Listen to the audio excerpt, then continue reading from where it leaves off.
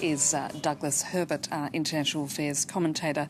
Doug, we've had conflicting signals, haven't we, coming out of the Trump administration about the timetable for this withdrawal of troops.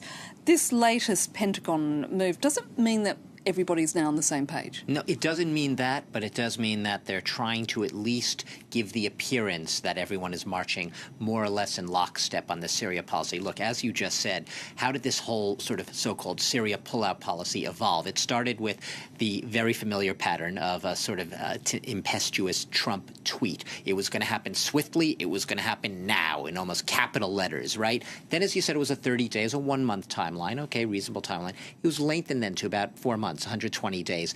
And then it just became completely vague, and there was absolutely no certainty of it. And the real uncertainty built to a head, if you will, when we saw John Bolton making remarks earlier this week during his own Mideast tour, in which he basically said there may be delays in withdrawing those troops of months or even years unless the U.S. gets guarantees from Turkey that it will not mistreat or worse, the U.S.'s Kurdish allied fighters once the U.S. troops pull out.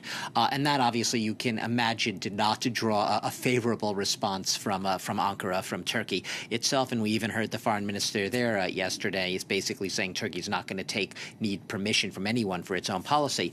What we're basically seeing right now is we're not seeing troops. There are no boots right now pulling out of Syria. And it's very important to stress that the wording is has begun the process of retreating and of withdrawing. And that could basically give at least Donald Trump, it's the Pentagon, State Department, signaling to Donald Trump, we're going through the motions of your directive. Yes, we've begun the process of pulling out by deploying personnel, equipment to that region to aid and assist in that withdrawal, but no one has any illusions right now that it's not going to be complicated.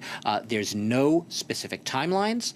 There's the conditions under which this will happen. We don't have any dates or anything. It all remains very open-ended, and it still could take a while, despite Trump's initial now we are pulling out. Now, Turkey has been poised, as we know, to launch a military operation in the Kurdish area of northern Syria. How does this affect Ankara's plans? Well, as I just said, if you take it straight from the horse's mouth, Turkey says it will not affect its plans at all. Turkey's intentions are, it is always intended, because it sees the Kurdish fighters that have been allied with the U.S. against ISIS as a terror group, essentially affiliated with a connected branch, another Kurdish group that Turkey's been fighting in the southeast since 1984.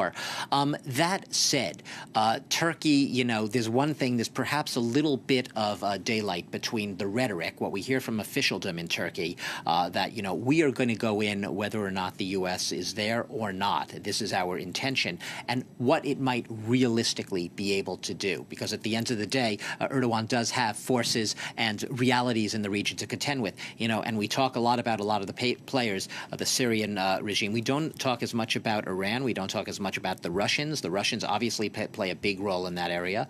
We have to think about the Turkish military itself, which has been stretched thin, as we've seen in other areas along that northern region. We saw the offensive recently in Afrin, that area. Turkish troops are not just simply all stacked at the border and ready to move in as one monolith. They're already operating in various theaters. So there's a question of military readiness, regardless of what Erdogan says. And he's no idiot. He probably knows where his military stands. How much of this is playing into a domestic audience? How much is real intention? And how much is he maybe sitting there at the end of the day and thinking, how is this all going to unspool if we actually do move in? There's a lot he has to contend with. So I would not be standing by breathless waiting for Turkey to cross that border and invade.